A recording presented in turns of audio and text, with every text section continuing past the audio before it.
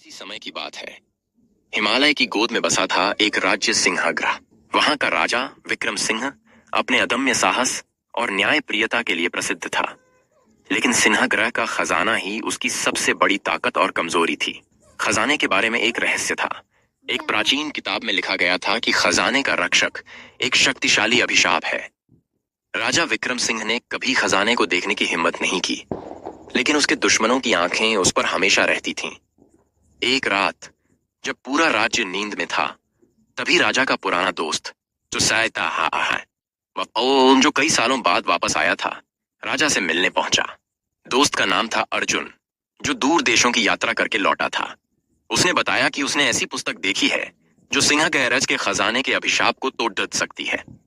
राजा को अर्जुन की बातों पर यकीन न हुआ, लेकिन अर्जुन ने विश्वास दिलाया कि अगर वे उस पुस्तक में बताए तरीकों का पालन करेंगे तो खजाना खुल सकता है। राजा ने यह खबर गुप्त रखने का आदेश दिया और तय किया कि वे रात में ही खजाने के तहखाने में जाएंगे।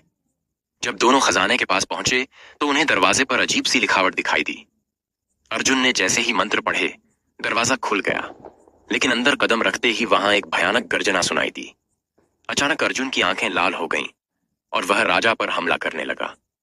राजा को तब समझ आया कि अर्जुन उसके राज्य और खजाने को हथियाने के लिए आया था, लेकिन तभी अभिशाप जाग गया और अर्जुन पत्थर बन गया। राजा विक्रम सिंह ने अभिशाप की सच्चाई को स्वीकार कर लिया और खजाने को कभी न छूने का प्रण लिया। सिंहगैरीज का खजाना अब भी वहीं था, लेकिन उसकी रक्षा का जिम्मा खुद अभिशाप ने संभाल रखा था।